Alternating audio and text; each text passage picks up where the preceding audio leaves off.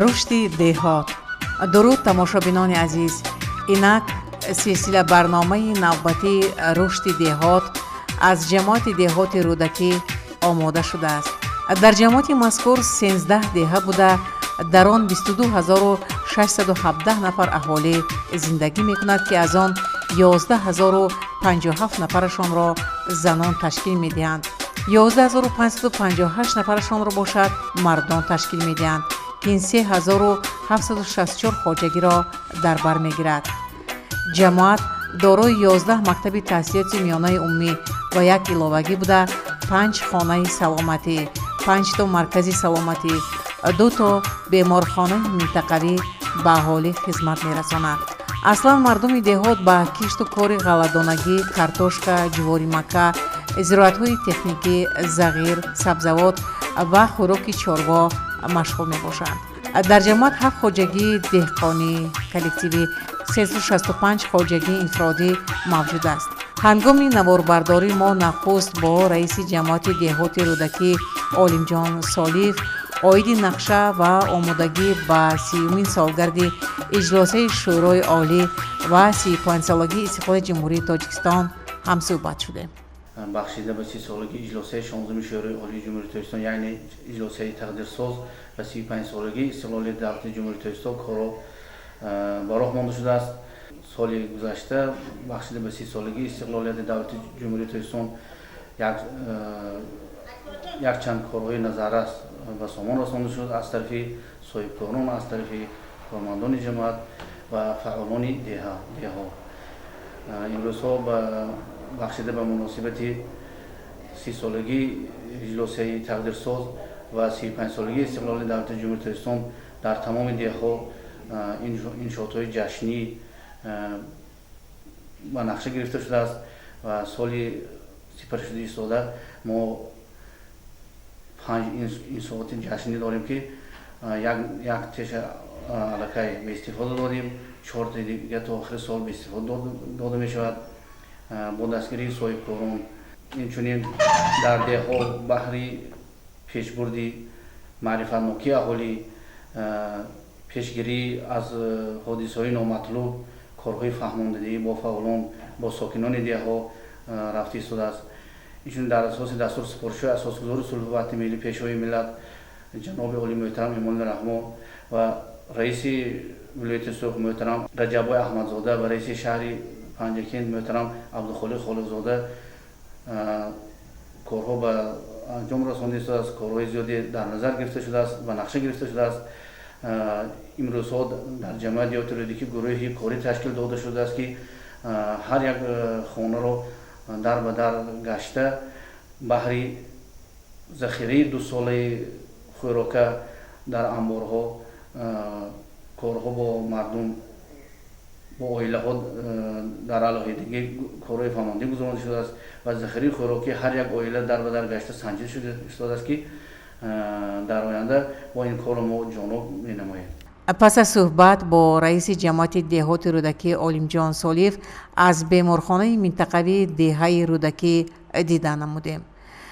сардухтур Сафаров Файзӣ ҳарчанд дар рухсати меҳнатӣ буд, мо аз кори беморхона қаноатманд гардидем, зеро ҳама тозаву озода ва гулҳои рӯи ҳавлӣ шукуфон буда дарахти бисёре шинонда шудааст.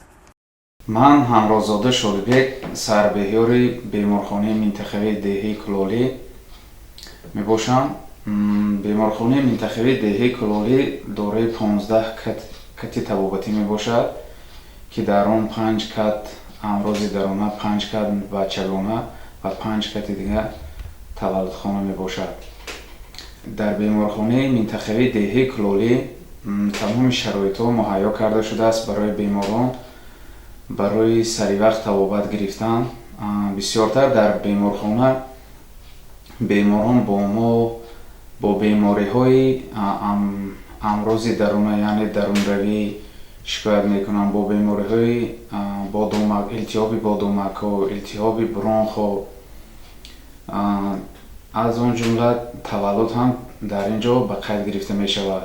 пас аз дидани беморхона ба деҳаи Панҷруд раҳсипор гардидем ва ин ҷо аз мактаби миёнаи таҳсилоти умумии рақами 27 оиди таъмир ва омодагӣ ба соли хониши 2022-2023 ва тайёрӣ ба зимистони дар пеш истода маълумот гирифтем. дар мактаби миёнаи таҳсилоти умумии рақами 27 570 нафар хонанда дар ду баҳс таҳсил мекунад ки аз он 273 нафарашон духтарон буда 37 нафар омӯзгорон ба таълиму тарбия машғуланд.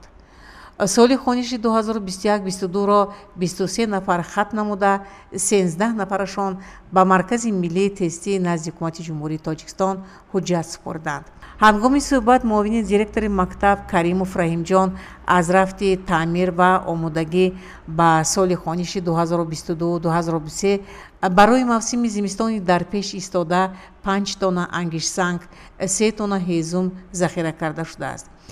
ҳунар сармояи бебаҳост ки онро ба ягон дороии сарват, симу зар иваз кардан мумкин нест. дар деҳаи Панҷруд оилаи худойдофҳо ба ҳунари сабадбофӣ машғул буда бо ин ҳунарашон зиндагиашонро ба пеш мебаранд. чуноне ки худи Бекмурод Худойдов аз ҳунараш ба мо гуфт: дар урфият гуфтан ҳунар доимо ҳамсафари касони боистеъдод аст. бузургон фармуданд ки ҳунар аз мулки мероси падар бе. оре, ҳақ асту рост. он молу мулке ки падар ба фарзанд мерос мемонад, рӯзе ба охир мерасад, аммо ҳунар ганҷи нодир аст ки тамомшавӣ надорад.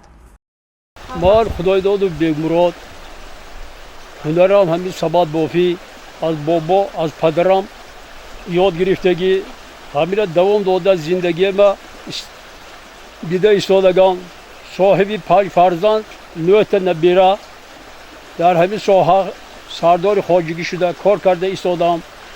ҳама вақт зиндагим аз пишти ҳамин сабадҳо бо нархи хоҳишманди мардум бо талаботи мардум фурӯхта истодам.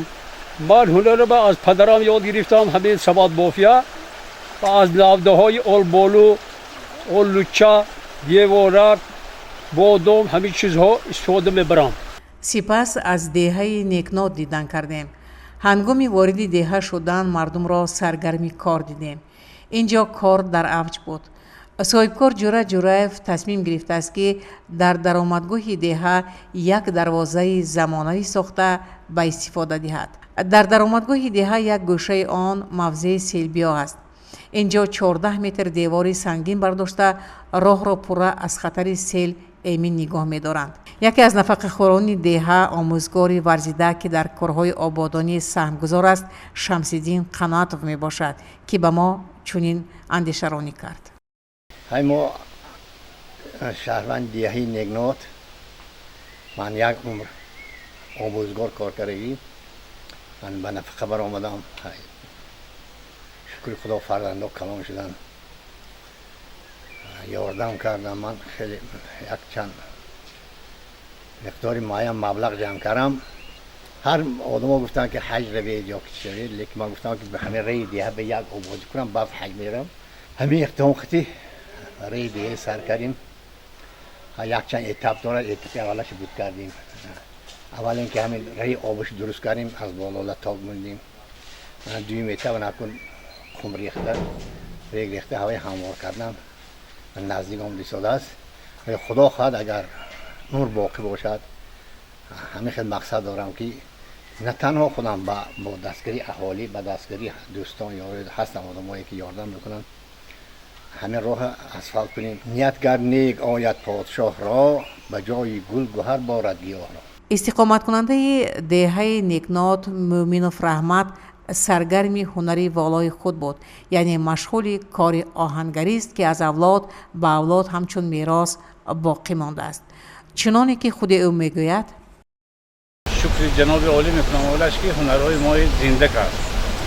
шукри ҳозира ҳоким мекунам ки қадрдонӣ кард моя. ҳунарҳои мо пешрафт аст, худо шукр. мо авлод ба авлод омӯзошем оҳангар. ягон дигар ҳунар нест, фақат оҳангарӣ. шукри худо мекунам ки як бурду нонам ҳаст. мо ҳамин хел ҳозир писара ёд додагӣ писарчен бо писарчаш ёд додам. набераи майдекам ҳамин хел ёд додасам. اکنون اولاد به اولاد ما همیشه زندگی میکنیم تو واقعا ما ناز نعمت تاجیکستان رو اگر ندانیم ما کور میشیم شکرانه جناب عالی ما که همین هنری ما زنده کرد هنری ما گشته پیش رفته مقصود گدایف در زادگاه خیش بینای زمانوی را ساخته به استفاده داد. در بینای مذکور یک کتابخانه دارای زیاده از 4000 نسخه کتاب بوده مردم از آن استفاده میبرند. همزمان مهمانخانه و سرتراشخانه فعالیت میکند. در رفت صحبت متصدی آن به ما چنین گفت: من گدازاده حاجیبی سردار کتابخانه فیلیال نمره 27 جماعتی رادیویی دهه نکنانه باشم. ما فخر از آن میکنیم که در دهه زیبا منظر نکناتی شریف صاحبکار مقصود گدایف چنین کتابخانه را ساختند.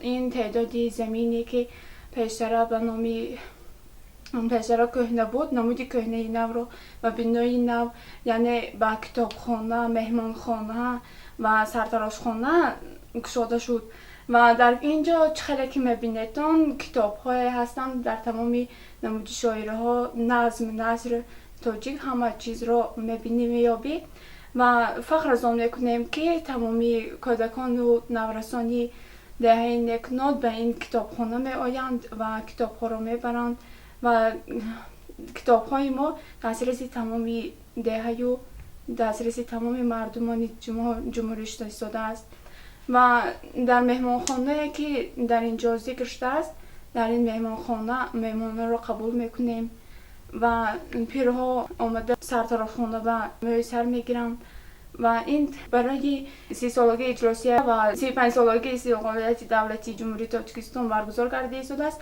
و از مخصوص گدایف که صاحبکاری دهه نکنان میباشند از آنگاه سپاسگزاری خود را بیان میکنیم. این تحفه ارزنده است برای هر یک فردی دهه نکنات. هیئت اجازه تلویزیونی سیما رهسپار گردیم به خواجگی دهقانی کاشانه. خواجگی مذکور را ساکن دهه بیکمرادوف میرزا مراد به عهده دارد. خواجگی دهقانی دارای 22 گکتار زمین آبی بوده در آن غله‌دانگی، گندم، جو، آفتابپرست و کشت کارتوشکا گذرانده می شود. چنانی که خود او میگوید در اینجا کشت کار یکم وایش گندم جو زرده گرفتیم دوم بار کشت کارتوشکا برای خوراک چاروا جواری کوریدیم سمیشکا کوریدگی کرچکی یکم پاتوک ما کنده گرفتیم با علاقه دوم پاتوک ما اوجا کوریدیم لوبیوگی هر سال همه خیلی حاصل میگیریم ما خدای دیوانی باشانه زمین ها همهاش یکم کتگوره سوم کتگوره همهاش کشتی کار کرده شده است ما روزه هستیم کارمون خوب است خیلی که جناب عالی گفتن ما یک وجه میکنیم و با ثمره نو استفاده میبریم زمین خالی نیست همه وقت ما هر سال کشتی کار رو و وقتی معین وقتی در کارش استفاده میبریم. بیهوده نگفتند زمین بایگری انسان است تو را هم میخوراند و هم میپوشاند. از زحمت‌های بی‌اندازه دهقانان بازارهای شهر فراوان بوده با نرخ ارزان دسترسی مردم میگردد. در خواجگی 32 نفر سهمداران مشغول کشت و کارند. بعداً به دهه ششقت نو آمدیم. اینجا ما را سابقه داری مهنت زنی زحمتکش که سالیان زیاد در جماعت دهات فعالیت میکرد و در کارهای جمعیتی شهر و دهات سهمی نظررس دارد مولوده خان سعدالله و استقبال نمود. در دهه بینای نوی خوشطرح زمانوی ساخت که در آن نقطه سودا، مغازه مالهای طلبات مردم و یک آشخانه زیبا به اهالی خدمت میرساند. همچنین نیت دارد که یک کارگاه دوزندگی گشاده زنان و دختران را با کار دائمی تأمین نماید. توجه کنید به فشرده صحبت ما. تنی چند سال میشود که من در دهه ششقت نو زندگی میکنم و در جماعت دهات رودکی کار و فعالیت میکردم.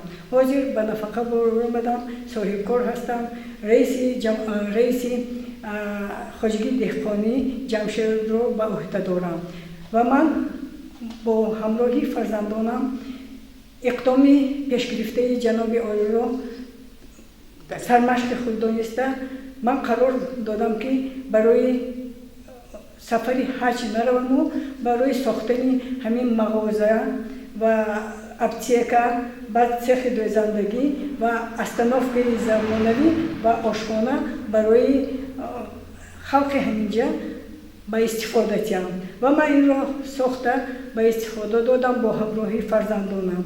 Ман чӣ хеле ки гуфтам, дар деҳаи Шашқати Нав ягон мағозае вуҷуд надошт ва бо ташаббуси президенти муҳтарам ва раиси шаҳри Панҷакен ва раиси вилоят иқдоми онҳоро ман аз худ карда, ман қарор додам ки монанди дигар соҳибкорони ватанӣ ҳамин иншоотро сохта барои мардуми худ пешкаш намоям.